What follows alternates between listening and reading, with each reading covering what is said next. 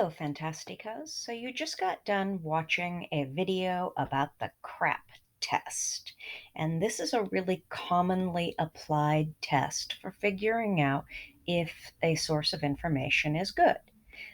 As is the case in many uh, acronyms that are used widely, sometimes the what each letter stands for varies a little bit. So in the video you just watched, the first A was for authority of the author, and the second A was for authority of the organization. This is really handy when you're doing general research, say you're researching dogs. You might not necessarily come up with articles in which you have a distinctive author, but you can evaluate whether the authority of the organization, such as the American Kennel Club, would be more reliable than just Jimmy Joe Bob's website on dogs. So that can be a helpful categorization. Another one is to say currency, just like the video you just saw. And remember, currency just means how current or timely something is. Relevance, authority, accuracy, and purpose. And here's a nice infographic to help you figure out um, for a given site whether something meets the CRAP test. So, is it CRAP?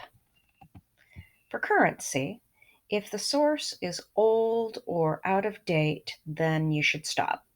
And old, as they mention in the video, is could mean different things. If you're talking about a research document that makes more sense to look at it in very current time, if you're researching coronavirus, for example, then you definitely need something very up to date. But if you're researching, say, Henry VIII, I know somebody is, then an older source would probably be just fine. As a checkpoint for that, make sure that the source reflects the latest advances or ideas. Here's an example. If you are researching early human beings, then we've had a lot of great developments in that field in the last several years. So if you're looking at something from the 1960s, it's probably not as current or reliable. If the source is recent and has information about the latest advances and ideas, go ahead with it. You can sometimes tell on the web if a source is recent by checking the links. If most of the links work, then it's probably made more recently.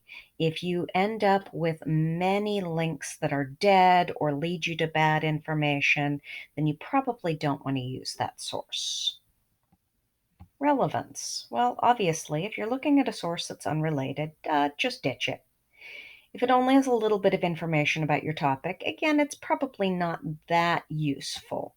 If the source is directly related to your topic, then you probably are more likely to find good information there. Although sometimes keep in mind that you might have a source that's more general. Again, let's go back to researching about dogs. Maybe you're researching about chihuahuas and you go to a website that has a lot of information about dogs in general and only a little bit of information about chihuahuas, but what it does have is very good information, then something in this yellow category might be good. Authority.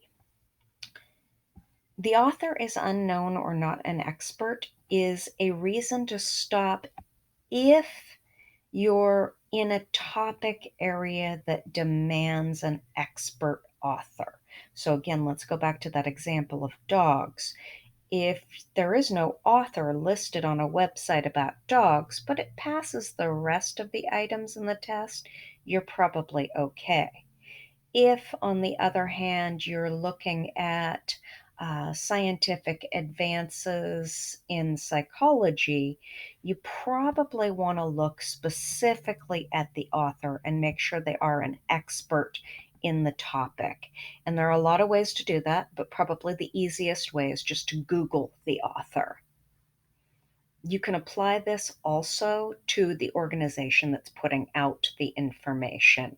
So if you are looking at, again, let's go back to dogs, and you come up with an organization that is not particularly known, doesn't really have any connection, say you're looking at veterinary information, you'd probably want something that's pretty well vetted. See my horrible pun there, meaning that they're known and an expert in the topic.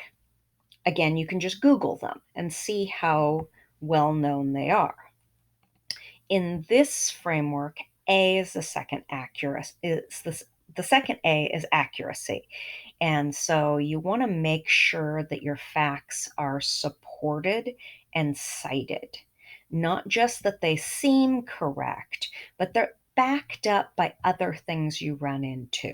That's why we always want to do research from multiple sources, because if you're running into ideas on one website that aren't supported anywhere else, that's probably not good information to keep in mind.